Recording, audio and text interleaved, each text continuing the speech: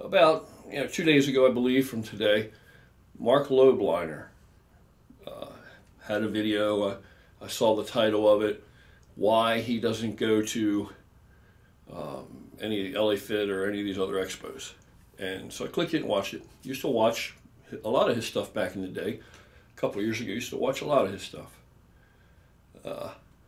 And he talked about that, he broke it down to, in his opinion, in his case, why it's not financially viable, why actually it's just a huge expense. It's just throwing money in, out a window, digging a hole and just throwing money in it, because nothing's going to grow from it. You're not getting anything necessarily out of it. While I disagree with that some, in my case, I disagree with that, but not entirely. And unfortunately, I don't disagree with it enough. And it has been troublesome to us as well. It's the same thing that Val and I have discussed. That like last year was the first Arnold Classic that we had a booth at, and it was an awesome experience, an incredible experience. We had a fantastic time, met a lot of awesome people. It was great. It was great. Plus our friends were with us. It was awesome. But did we make any money? No. No, we didn't make any money. And it was like a vacation, actually, right? In a way, it was work, but it was like kind of, in a way, it was a vacation because it's something different for a few days there. Problem with that is all the expense that went out there, and I knew before we went, I calculated it, that's money that could have gone to other things. That's money that could have funded other things. That's money that could have funded, Gorilla with a Cause operations, other things. And again, we don't take in anywhere near enough money to cover, even half of stuff that we do, or we even try to do, or even think about doing. It comes from our paychecks. It comes from our own independent and private income. And last year at the Expo, the awesome people that went with us, Jason, Justin Bogman, the Bogman twins, both excellent people, excellent bodybuilders, and both their lovely ladies, Brandy and Diana. They went. George, of course. George is outstanding, awesome. George and I have been the best of friends for years. That's my training partner, man. George and I are buddies. George is just an incredible guy. He's a really, really good guy with a good heart, a good soul. George and, of course, Andrew Castor, he came down, hung out at the booth for a day, or might even been two. I lose track of time because it was all just a blur. Eric Wojo, of course. And, you have most of the expenses like Mark Lobliner was going through this litany of expenses, and ours are less, but it's similar. Of course, our return is less, because we're not as well known, and we don't have all these different products and stuff. Another part of it is when we did make a little bit of money, like at the end of every day, we may have made a little bit of money, but it's not like that we put that money somewhere and it amassed into something at the end of the whole expo, and we brought that back home and we're ahead of the game or even broke even. It's not. Every day, the money that we did make, we went and everybody ate with that night. We all went out to dinner together, and that was some of my favorite times too. That was some of my favorite times. When we sat there, I guess, what was that, the Sheraton we stayed at? Because it's just far enough away, it's not as crowded, all that jazz. When we would go to the restaurant in the Sheraton, and again, then it's not as crowded, right, as if you stay right there at the expo. And we could have a really good meal, whatever we all wanted, and just unwind and de-stress and just sit there now quietly together and just, shoot the shit or reflect or whatever. That was an awesome way to end the day. That was an awesome way to end the day, and that was as much an enjoyable part of the entire adventure as any of it for me. I enjoyed that, and it was that's what you do. And it goes back to exactly what Mack Truck said, that his way or his philosophy, his outlook or belief is that We all eat. Everybody eats. And you know what? In business, that's not true. That's not true in business, okay? So when Max said that, I thought, that's not true in business. However, in his life and in my life, that is true. That is true. Now maybe he's going to be very successful in business. So I wish him nothing but the best. But me, we're only going to be so successful because I'm not one of those kind of people, and neither is Val. We're not those kind of people that penny pinching every nickel and dime has to, I gotta have it. It's mine, mine, mine, mine. No, we, the actual process, the journey, right? The living, the now, the exchange, the sharing has value, and the value is greater than any small monetary amount that we spend in the process, or that is spent in the process. And I also know that whoever was on top, whoever had the money in their pocket, that's who's going to look out for the rest. Everybody looks out for each other. So, and again, these people that came with me to the expo, they came on their dime. It's not like, and everybody helped out. They, spent all day at the booth. Diana was fantastic at talking with people, wasn't she? Very outgoing. Of course, Andrew, he's Mr. Personality. Yeah, he's a natural. He actually is. He will disappear from the booth and come dragging back with him anybody. Gabe Moen, anybody. I mean, he's just out of the clear blue. Just everybody, talks to Andrew like they've known him all their lives and everything. Andrew's just really good at that. He's a good people person like that.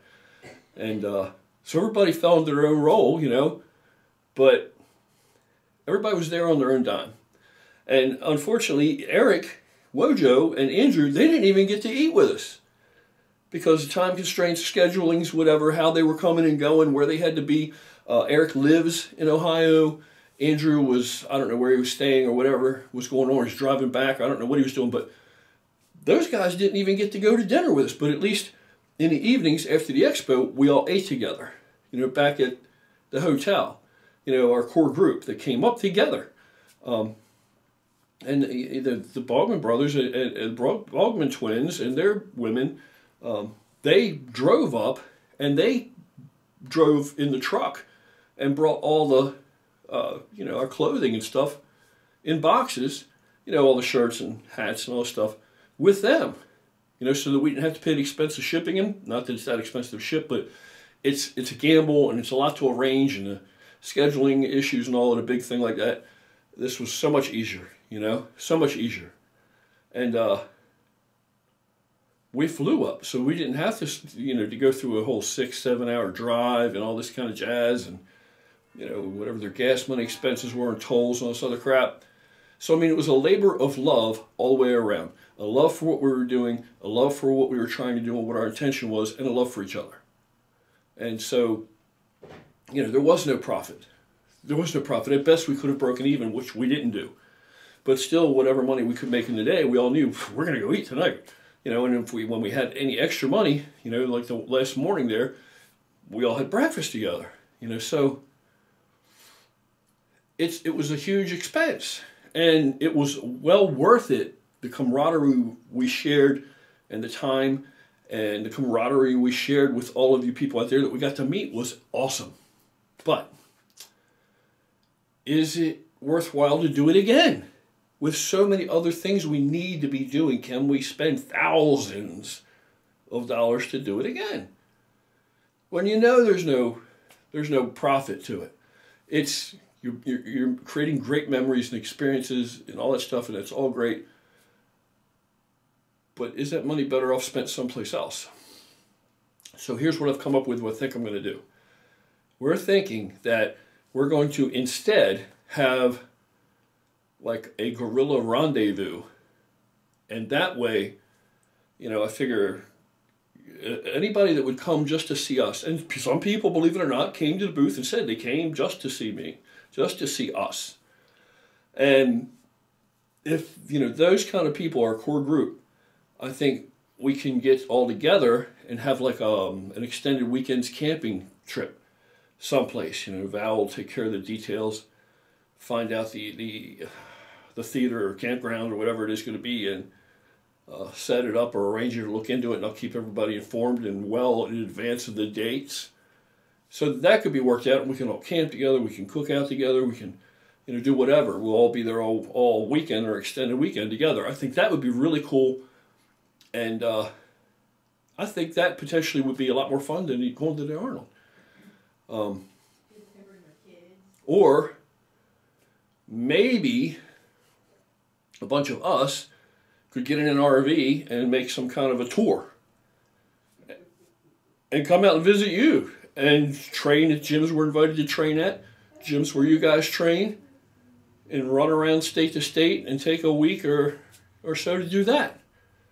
You know, I don't know. So we'll see, but we're going to look into it, and dollars and cents wise, either one is going to be cheaper and less money than what we spent at the Arnold.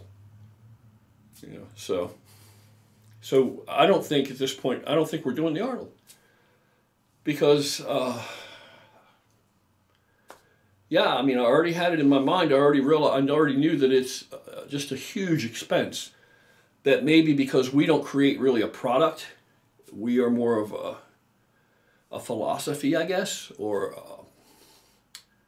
an ideal of how maybe we want to live our lives, just to be more humane human beings, to try to help people, to try to recognize and exercise the connection that we all share, because we're all brothers and sisters. Whether you like it or whether you dislike it, at this point, more than likely, I mean, we all share common ancestors somewhere along the way. You know, you can either live with it, or you can dislike it, but you're still going to have to live with it. You know, you can celebrate it, or you can, you know, deny it, which would be not true. You'd just be lying to yourself, but whatever. People lie to themselves all the time. Anyhow, that's where we're at with this, what's going on, what we're thinking. It's not like I didn't already have this in my head and already realized that it's a huge expense, but I was right on the fence, and time is running short, and it was like, I got to pull the trigger now, and George is like, do we make the hotel reservations? I need to know, because George handles all that stuff. The hotels and stuff like that, that's George's area. Because he's best at it. George is an extensive, you know, traveling person. He travels everywhere all year long, and you know, he knows the deals, he knows how to talk to people, he, you know, gets us all the best things we can get, so he deals with that. So we had to pull the trigger and say yes or no, one way or the other, like now. And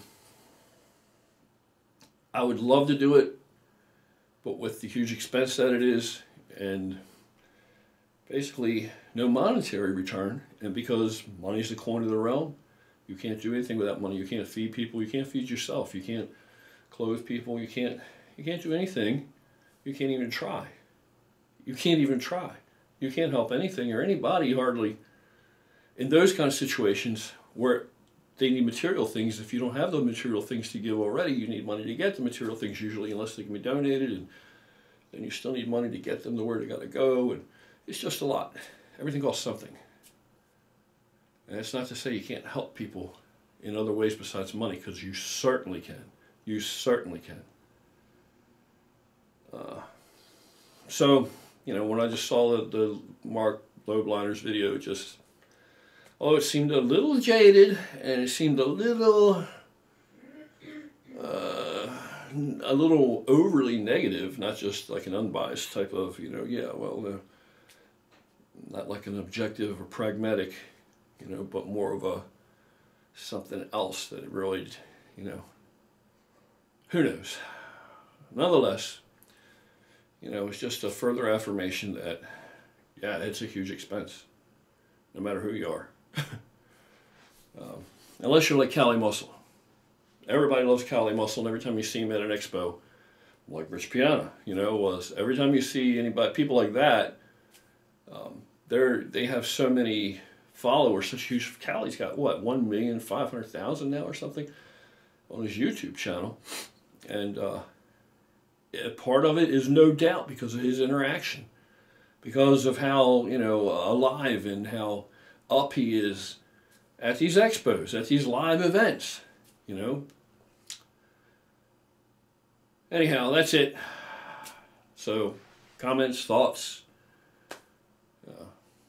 email me, make comments, leave comments, whatever. Let me know what you think and if you would be interested and you might attend. All right, that's it.